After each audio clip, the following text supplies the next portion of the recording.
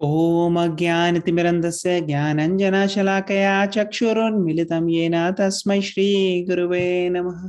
जय श्री कृष्ण चैतन्य प्रभु नित्यानंद श्री अद्वैत गदाधर शिवासादि गौर भक्तवृंद।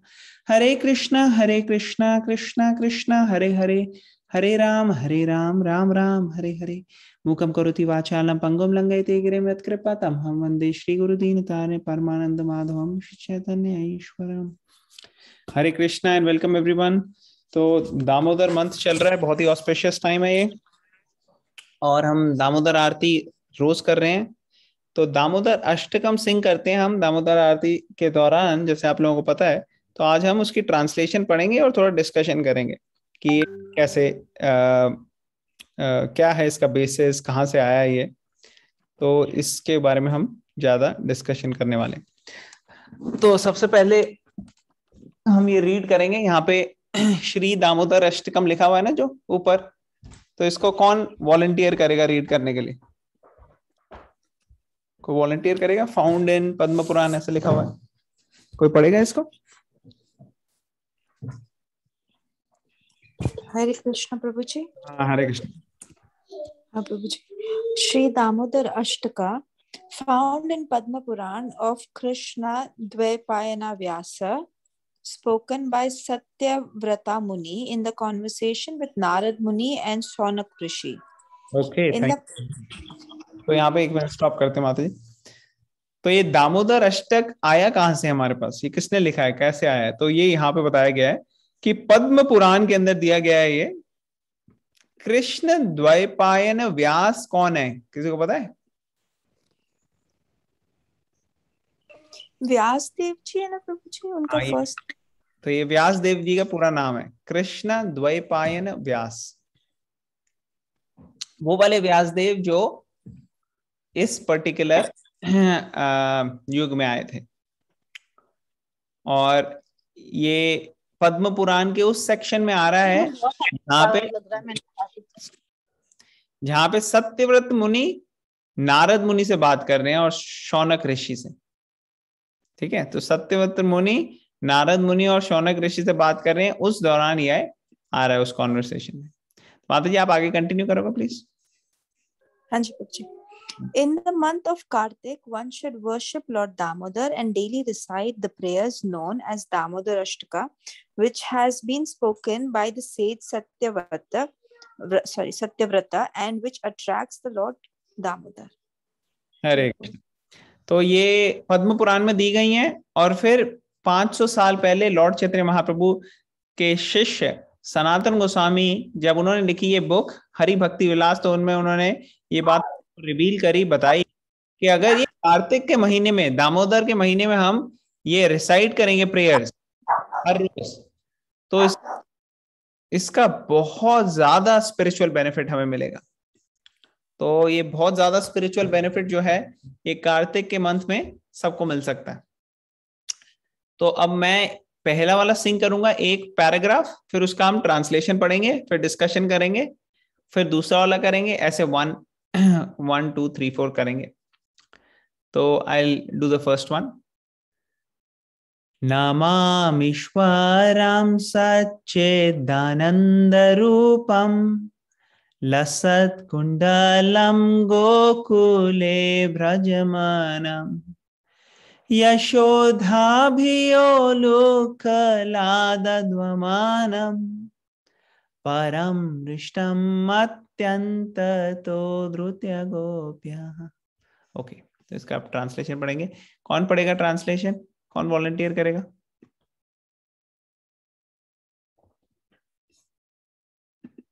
जिन्होंने अभी तक नहीं पढ़ा, कोई ट्रांसलेशन पढ़ने के लिए वॉलंटियर करेगा? हाँ, आप पढ़िए। गुड़िया में आप पढ़िए। या To the Supreme Lord, whose form is the embodiment of eternal existence, knowledge, and bliss, whose shark-shaped earrings are swinging to and fro, who is beautifully shining in the divine realm of Gokula, who, due to the offense of breaking the pot of yogurt that his mother was churning into butter and then stealing the butter that was kept hanging from a swing, is quickly running from the wooden grinding motor in fear of Mother Yashoda, but who has been caught from behind by her who ran after him with greater speed. To that Supreme Lord, Shri Damodara, I offer my humble obeisance. Hare Krishna, thank you. Hare Krishna. तो जो वैदिक culture है उसने भगवान के बारे में जानकारी इस तरीके से दी है जैसे किसी और कल्चर ने नहीं दी है। सब कल्चर को पता है कि भगवान जो है वो शक्तिशाली है, वो सबसे पावरफुल है, उनके समान ना कोई है ना उनसे कोई ऊपर है। तो ये चीजें तो वैदिक कल्चर भी एक्सेप्ट करते हैं और बाकी कल्चर्स भी एक्सेप्ट करते हैं। लेकिन वैदिक कल्चर में हमें एक ऐसी चीज पता लगती है जो बाकी जगह नहीं पता लगती, और वो है कि भगवान की लीला, जो लीला करते हैं भगवान अपने भक्तों के साथ, वो बाकी कल्चर में इतनी ओपनली एम्फसाइज नहीं की जाती। उनको समझ नहीं है इस चीज के बारे में कि भगवान का ये भी एक एस्पेक्ट है। भगवान जो है अपने भक्तों के साथ एक पर्सनल रिलेशनशिप करते हैं और उसमें लीला करते हैं। तो ये कई सारी भगवान की लीलाएं। और इधर क्या हो रहा है अभी, सेटिंग द सीन, जैसे यशोदा माई कृष्णा के लिए सारा अरेंजमेंट करती हैं। तो अब क्या है, कृष्णा के लिए नेचुरली अच्छे अच्छे पकवान बनाने, और पकवान बनाने के लिए पहले क्या होता था, पहले पकवान बनाए जाते थे उसके अंदर दूध का अरेंजमेंट बहुत ज्यादा होता था। इसलिए दूध कहाँ से आएगा, जब हम गाय को पालेंगे। जब गाय पालेंगे, और गाय का दूध जो है वो बहुत ज्यादा न्यूट्रिशियस होता है, उसके अंदर स्पिरिचुअल और मटेरियल बेनिफिट होता है। लेकिन उसके लिए गाय जो है ना वो प्रोटेक्टेड होनी चाहिए। गाय जो है उनको प्यार मिलना चाहिए। जब गाय को प्यार मिलेगा तो उसका दूध जो है वो अमृत के समान है। ऑफकोर्स ऐसी गायें अब आजकल बहुत कम मिलती है। आजकल तो लोग बिजनेस करने के लिए गाय को एक्सप्लॉइट करके उसके अंदर से निकालते हैं जो निकालना है। खासकर इंडिया से बाहर तो और बुरी हालत है, वहां पे तो गाय को स्लॉटर कर देते हैं यूज करने के बाद। और इंडिया में भी आजकल जो है वो कोई खास अच्छी हालत है नहीं वैसे ज्यादातर जगह, लेकिन फिर भी कई हैं गौशाला जहाँ पे अच्छे से प्रोटेक्ट करते हैं। तो पहले अगर आप वैदिक कल्चर में देखो, गौ रक्षा जो है उसका बहुत महत्व था, और गाय के दूध से कई सारी चीजें बन सकती। तो उसी तरीके से कृष्णा के लिए जब अलग अलग चीजें बनानी थी यशोदा माई ने, तो ये दिवाली वाला दिन था। अब दिवाली में तो नेचुरली अलग अलग पकवान बनेंगे, और सारी बड़े सारे उनकी मेड सर्वेंट्स भी थी यशोदा जी की, तो उनको अलग अलग काम में लगा दिया उन्होंने, और खुद अपने लिए ये काम रखा कि कृष्णा अच्छे अच्छे आइटम्स बनाने हैं, उसके लिए मेरे को दूध के अंदर से घी निकालना है, योगर्ट निकालना है, मक्खन निकालना है। मक्खन पसंद है ना कृष्णा को, तो चर्न करते हैं, मक्खन को चर्न करके अच्छे से निकालते हैं।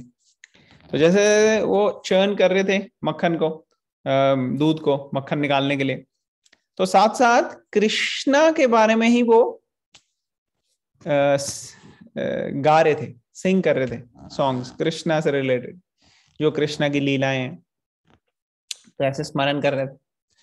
और जो उनके हाथ की क्या कहते हैं उनको, चूड़ियां खनखना रही थी, वो ऐसे काम कर रही थी जैसे एक म्यूजिकल इंस्ट्रूमेंट करताल बजाते ना सिंगिंग करते करते, तो उसी तरह से वो सिंग कर रही थी और साथ साथ म्यूजिकल इंस्ट्रूमेंट भी बज रहा था। तो बहुत ही अच्छा एटमॉस्फेयर था, भगवान के बारे में सोच रहे थे वो। और तभी कृष्णा सो रहे थे साथ वाले उसमें, तो उठ के आते हैं कृष्णा, और उठ के आके एक तरह से दिखा रहे हैं अपनी माता को कि मैं आपसे बहुत ज्यादा खुश नहीं हूं, क्योंकि मुझे लगी हुई है भूख। और कृष्णा बहुत छोटे थे, तो अभी वो अपनी क्या कहते हैं माँ का दूध पीते थे। तो मदर यशोदा उन्होंने लिया और उनको वो फीड करने लगे। और जब वो फीड कर रहे थे तो एक्चुअली असली में हो क्या रहा था, यशोदा माई के अंदर इतना ममता और इतना प्रेम आ रहा था और कृष्णा को ममता और प्रेम से रेसिप्रोकेट करना था। तो वो रेसिप्रोकेट करने के लिए कि कृष्णा आए और ऐसे माँ ने जब अपना दूध पिलाया तो ये एक बहुत ही अच्छे से रेसिप्रोकेशन हुआ दोनों का प्यार का। लेकिन तभी अचानक क्या हुआ, साथ वाले कमरे में जो किचन है वहां पे क्या हो रहा था, दूध रख के आई हुई थी यशोदा माई उबलने के लिए। अब वो दूध उबल रहा है और जैसे जैसे वो दूध उबल रहा था यशोदा माई को आवाज आई, उन समझ गई कि भाई कृष्णा के इतने इतने पकवान बनाने हैं इसमें से, और अगर दूध सारा उबल जाएगा तो प्रॉब्लम हो जाएगी। तो कृष्णा को उन्होंने उठा के साइड पे रखने के लिए प्रयास किया। अब कृष्णा को ये बिल्कुल पसंद नहीं आया कि मुझे छोड़ के आप कहाँ जा रहे हो भाई। तो वो गई दूसरे किचन में और किचन में उन्होंने ठीक किया, गैस पे से हम उतारते ना दूध, उसी तरह से उन्होंने आग में से उतारा। तो कृष्णा जो वहां पे थे उनको अच्छा नहीं लगा ये, तो कृष्णा चले गए आगे। उन्होंने कहा अपने गुस्से को एक्सप्रेस करने के लिए उन्होंने साथ वाले रूम जो दूसरे जगह जहां पे खूब सारा मक्खन रखा हुआ था स्टोर करके, उसको कृष्णा ने मटकी को तोड़ा, वहां पे मक्खन खुद भी खाया और लेके जाके सारे बंदरों में बांट दिया।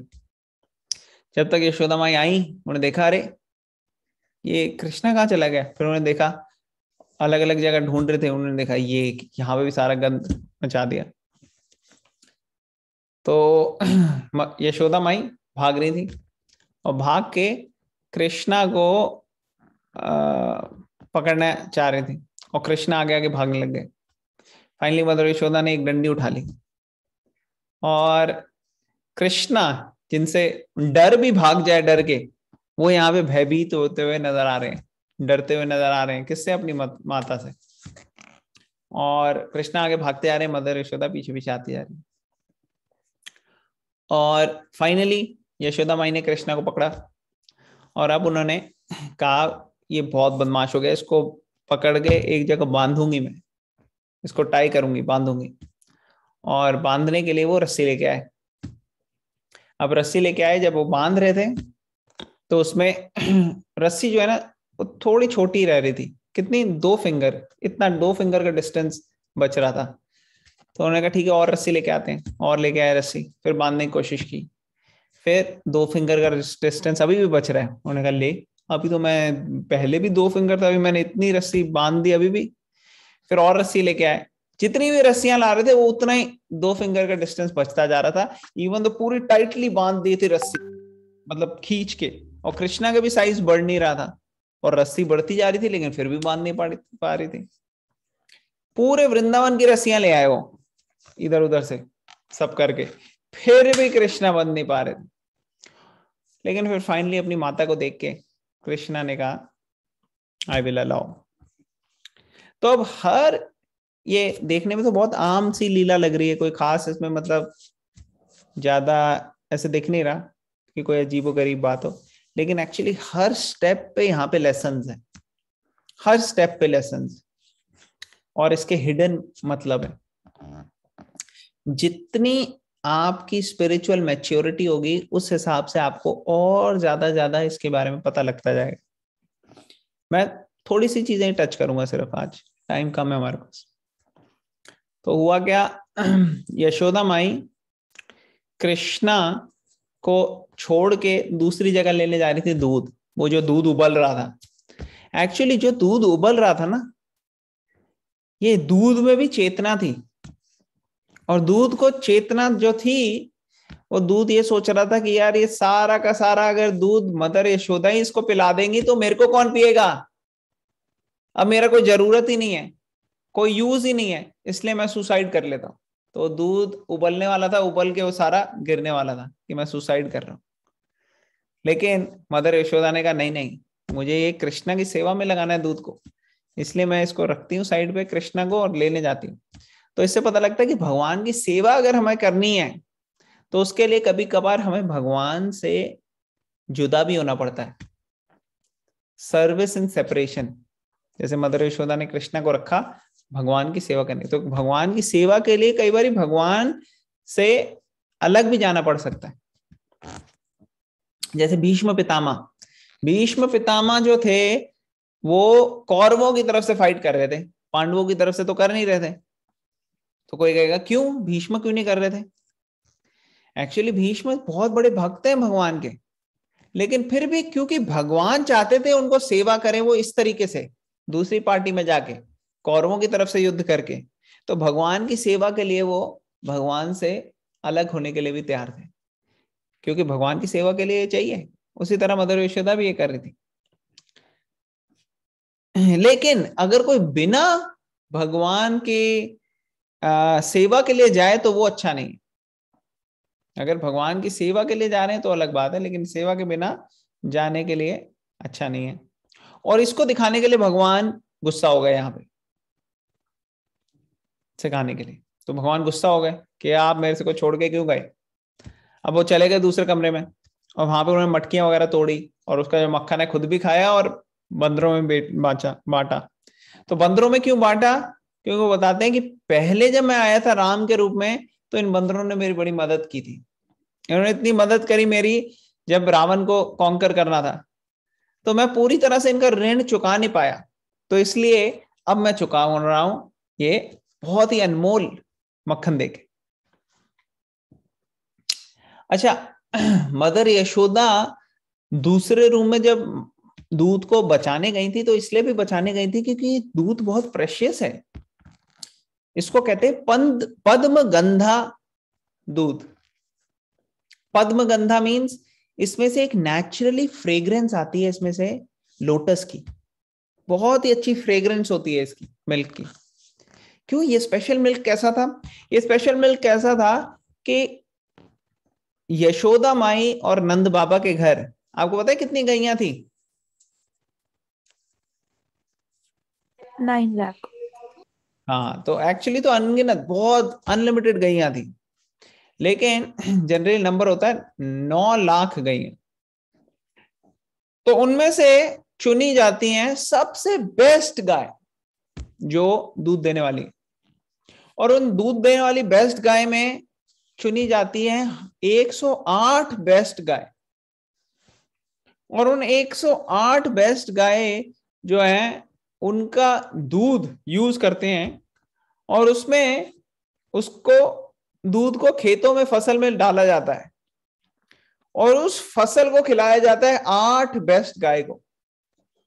और वो जो 8 बेस्ट गाय होती हैं उनमें से भी जो सबसे बेस्ट गाय है उसका दूध जो है वो कृष्णा के प्रिपरेशंस के लिए यूज होता है। तो ये बहुत स्पेशल मिल्क था, तो इसलिए यशोदा माई उसको बचाना चाह रहे थे। फिर क्या हुआ? कृष्णा गुस्सा हुए, कृष्णा ने मटकी तोड़ी, खाया, बांटा, और फिर आगे बढ़ रहे थे। अब जब मदर यशोदा आई पीछे से उनको पकड़ने के लिए, तो मदर यशोदा के अगर आप देखोगे बालों में फूल लगे हुए थे। अब जब मदर यशोदा भाग रही थी आगे आगे, तो फूलों में भी चेतना थी, फूल भी कॉन्शियस थे, और कुछ फूल उनमें से जो थे वो नीचे गिर गए। अब जो नीचे गिरे थे फूल, वो क्यों नीचे गिरे? तो फूल बताते हैं कि हम इसलिए नीचे गिरे। कुछ फूलों ने कहा कि देखो कृष्णा जो है वो भगवान है, और यशोदा माई जो है वो भगवान को पकड़नी है और उनको डंडे से मारने की कोशिश कर रही है। ये तो बहुत बड़ा अपराध है, हम इस अपराध के भागीदारी नहीं बनना चाहते, इसलिए हम यशोदा माई से अलग हो गए। फिर कुछ फ्लावर्स ने बोला कि देखो यशोदा, ये मतलब ये वाले फ्लावर्स जो गिले जो पहले नंबर पे थे वो कृष्णा की टीम में थे। वो कह रहे थे कृष्णा भगवान है, हम उनका साइड ले रहे हैं, यशोदा माई की नहीं। लेकिन कुछ ऐसे थे जो यशोदा माई की टीम में थे, वो कह रहे थे देखो यशोदा माई जो है ना उनकी हेल्प करनी है, हमें कृष्णा को पकड़ने हो, लेकिन अगर हम यशोदा माई के बालों में रहेंगे तो हमारा तो बहुत ज्यादा वेट है ना, हमारे वेट की वजह से वो स्लो हो जाएंगी, वो तेज से भाग नहीं पाएंगी, तो इसलिए हम गिर जाते हैं। और यशोदा माई जल्दी से पकड़ लें कृष्णा को। अच्छा, कुछ फ्लावर्स ये कह रहे थे कि यशोदा माई जो है ये तो भगवान को इतनी प्रिय है, उनकी माता है, हम इनके सर पे क्या करने हैं, हमें तो इनको चरणों में होना चाहिए। तो गिर रहे थे कि भगवान के चरणों में आ जाए। फिर फाइनली कृष्णा को जब पकड़ के बांधने की कोशिश हो रही थी तो बार बार 2 फिंगर्स की कमी महसूस हो रही थी। तो ये 2 फिंगर्स क्या है ये बताते हैं आचार्य कि एक फिंगर का मतलब है कि किसी भी काम को अगर हमें करना है तो उसमें हमें 2 चीजें चाहिए, एक है हमारा प्रयास, एक है भगवान की कृपा। तो विश्वनाथ चक्रवर्ती ठाकुर ये एक्सप्लेन करते हैं कि कैसे ये कोई भी काम जो है वो अटक सकता है बीच में, इसलिए हमें अपना पूरा प्रयास करना है उसको करने का, लेकिन अल्टीमेटली भगवान की कृपा के बिना वो नहीं होगा। तो भगवान की कृपा की वेट भी करनी। जैसे जब हम खेती करते हैं तो खेती करने में भी इंसान जो है वो अच्छे से क्या कहते हैं, फसल उगाने के लिए पहले प्लाव करता है लैंड को ट्रैक्टर वगैरह से जो भी है उसके, या फिर बैल से, और फिर बीज डालता है। तो वो अपना प्रयास करता है और फिर डिपेंड करता है भगवान की कृपा पे कि बारिश हो, और जब बारिश होती है इसके बाद तो फिर अच्छी फसल होती है। तो उसी तरीके से 2 चीजें जरूरी है, हमारा प्रयास और भगवान की कृपा। तो यहाँ मदर यशोदा वो खुद अपनी तरफ से प्रयास करती जा रही थी, लेकिन और भगवान चाहते थे और प्रयास करें, इसलिए अभी भी 2 फिंगर शॉर्ट थे। लेकिन फिर उन्होंने और प्रयास किया, अल्टीमेटली भगवान ने अपनी कृपा की। जब उनका प्रयास और भगवान की कृपा हुई तो फिर भगवान ने अलाउ किया कि मुझे बांध दो।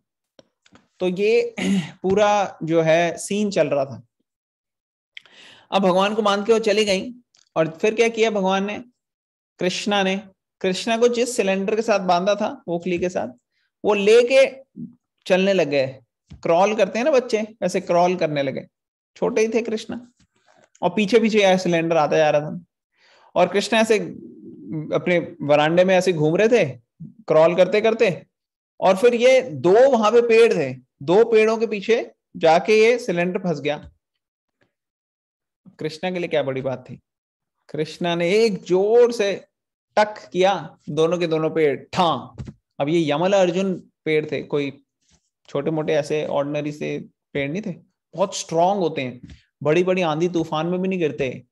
गिर कैसे गए? और इन दोनों में से आए 2 बहुत ही सेलेस्टियल हेवेनली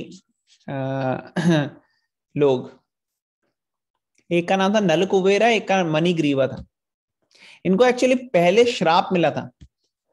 एक बार ये लोग कुबेर के बेटे थे पहले, तो कुबेर के बच्चे होने के वजह से, कुबेर जो है वो तो पूरे देवी देवताओं के क्या है, ट्रेजरर मींस काफी वेल्थी है वो खुद। तो जब ज्यादा वेल्थ होती है तो कई बार बच्चे बिगड़ जाते हैं, देखा होगा आप लोगों ने। तो जब बिगड़ गए, ज्यादा वेल्थ थी तो इनके भी बच्चे बिगड़ गए, कुबेर के, नल कुबेर और मणिग्रीव तो बिगड़े हुए थे। तो ये एक बारी नदी में, कौन सी, मंदाकिनी गंगा में, वहां पे आराम से स्वर्ग में एंजॉय कर रहे थे, और इनके साथ दूसरी लेडीज थी, और ये भी इन्होंने ड्रिंक की हुई थी, और वहां पे वो एंजॉय कर रहे थे, और वहां पे कोई कपड़े नहीं पहने हुए थे किसी ने।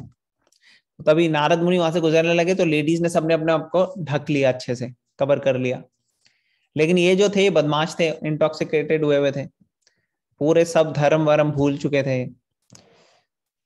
तो ये इन्होंने कुछ बॉदर नहीं किया। जब नारद मुनि ने देखा तो नारद मुनि, क्योंकि वो एक भगवान के भक्त हैं, उनको समझ में आया कि ये देखो ये बहुत खराब स्थिति में है, अगर इस तरह के चलेंगे ये नल कुबेर और मणिग्रीवा तो इनको नरक जाना पड़ेगा। इसलिए उन्होंने कहा अब यही समय है कि इनको थोड़ा सा ठीक किया जाए। तो क्या किया उन्होंने इनको श्राप देना पड़ा उनको, नारद मुनि को। उन्होंने कहा मैं आपको श्राप देता हूं, आप रहने लायक नहीं हो यहाँ पे स्वर्ग लोक में, आपको बिना कपड़े के रहना है, आप पेड़ बन जाओ, पेड़ बन जाओ, पेड़ को कोई कपड़े वपड़े पहनने की जरूरत नहीं होती। बहुत ज्यादा दुख हुआ उनको, उन्होंने क्षमा मांगी। उन्होंने देखो वैसे तो मैंने आपको श्राप दिया है, लेकिन अब मैं इसके साथ आपको एक बेनेडिक्शन देता हूं, आप कृष्णा के घर में होगे, आपको कुछ साल तो रहना पड़ेगा पेड़ के रूप में, लेकिन अल्टीमेटली इवेंचुअली आपको कृष्णा जो है वो रिलीज करेंगे इसमें से। तो आप कृष्ण की लीला भी देख पाओगे जब आप पेड़ के रूप में होगे वहां, और फिर आप रिलीज भी कृष्णा के हाथों ही होगे, फिर आप वापस अपने उसमें जा सकते हो। तो फाइनली यही हुआ, वो नलकुबेरा मणिग्रीवा आए, उन्होंने भगवान से प्रार्थना करी, प्रेयर्स करी, और फिर वापस चले गए। तभी जब ये सब हो रहा था तो कुछ बच्चे वहां पे देख रहे थे, और आवाज आई इतनी 2 पेड़ गिरने की, तो यशोदा माई, नंद बाबा, वो सब आ गए वहां पे। अब सब देख के हैरान कि ये पेड़ कैसे गिर गए यार, ये तो कभी भी नहीं गिरते, इतनी आंधी तूफान में भी नहीं गिरते, ये कैसे गिर गए। कुछ बच्चे बोल रहे थे, बता रहे थे कि कैसे कृष्णा ने गिराया, कैसे उसके अंदर से कुछ लोग आए। लेकिन जो वहां पे नंद बाबा, यशोदा माई और बाकी सारे बड़े लोग थे, उन्होंने बच्चों की बातों पर ध्यान नहीं दिया। उन्होंने कहा कृष्णा कहाँ से गिरा सकते हैं यार, इतना बड़ा पेड़, ये कृष्णा तो हमारा बालक है छोटा सा, ये थोड़ी गिरा सकता है। तो फिर ये बालक जो थे वो कोशिश कर रहे थे कृष्णा को खोलने की, लेकिन कृष्णा के रस्सी से खोल नहीं पा रहे थे। फिर फाइनली नंद बाबा आए, नंद बाबा ने खोला और कृष्णा को गले में लगा लिया। और कृष्णा जो है वो जान के यशोदा माई की तरफ देख नहीं रहे थे, और यशोदा माई को भी बड़ा बुरा लग रहा था। उनको लग रहा था हाय मेरे बच्चे को मैंने बांध दिया और अब ये इतना डेंजरस सिचुएशन में आए, पेड़ गिर गए, अच्छा हो उसको कुछ हुआ नहीं। तो ऐसे हो रहा था, और कृष्णा जान के नहीं देख रहे थे उनको कि आपने मुझे बांध के चली गई आप। तो ये वात्सल्य से उन्होंने बांधा था, और वात्सल्य से ही खुल सकता था, ये साख्य से नहीं खुल सकता था, इसलिए बच्चे नहीं खोल पाए। तो ये इन शॉर्ट दामोदर लीला है। तो अब हम जो देख रहे हैं ये इस सीन में है जब कृष्णा वहां पे रो रहे हैं और मदर यशोदा उनको बांधने की कोशिश कर रही है। तो ये सीन है जो सत्यव्रत मुनि देख रहे हैं, और देख के इसको बता रहे हैं, रिवील कर रहे हैं। तो इसके बारे में ज्यादा डिस्कशन हम आज शायद कर नहीं पाएंगे क्योंकि अभी हमारे पास टाइम है नहीं, लेकिन हम कल कंटिन्यू कर सकते हैं सबसीक्वेंट श्लोका का डिस्कशन। तो is that alright? No. Yes. No. तो आपको सबको ये समझ में आया, थोड़ा आइडिया हो गया दामोदर लीला क्या हो रहा था, कैसे चल रहा था? Yes. आप लोगों में से किसी को कोई नई बात पता लगी? किसी को लगा कि हाँ ये कुछ कुछ चीजें हमें पहले से नई आइडिया थी? किसी ने कुछ नया सीखा आज? ये तो पता चला ना कि क्यों सेलिब्रेट किया जाता है, ये नहीं पता था। अच्छा, very nice, all right, great. Yes प्रभु जी, जो आपने कॉन्शियसनेस बताई है मिल्क की और दूसरी और चीजों की वहां पर, तो जो फ्लावर की कॉन्शियसनेस, तो वो पता लग। हरे कृष्ण। हरे कृष्ण, थैंक यू। हाँ, मैं चाह रहा था कि लोगों को नई चीजें पता लगे, ऐसा ना हो कि ज्यादा सुपरफिशियल रहे। तो ये बहुत डीप है, कई सारी चीजें इसकी ऐसी हैं जो आप धीरे धीरे और सुनोगे, आपको और ज्यादा पता लगती रहेंगी। तो आज के लिए हम यहीं पे स्टॉप करते हैं। नया आया है जिसमें अपनी कृष्णा अपनी मम्मा को देख नहीं रहे थे। हाँ, ये नहीं पता लगी आपको? अच्छा, नहीं। Okay, thank you Mahira. Okay, तो हम यहाँ पे स्टॉप करते हैं, हम 11 बारी हरे कृष्ण महामंत्र करेंगे। Hare Krishna. हाँ, Any time when you say something, it's always new to us. So we always learn something different and new. Hare Krishna. Hare Krishna, thank you माता जी, thank you very much.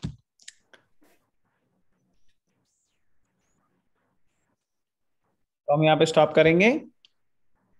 Kartik मास की जय, जय राधा दामोदर की जय, जय दामोदर लीला की जय, जय जय लीला प्रभुपाद की जय। जय। Thank you very much.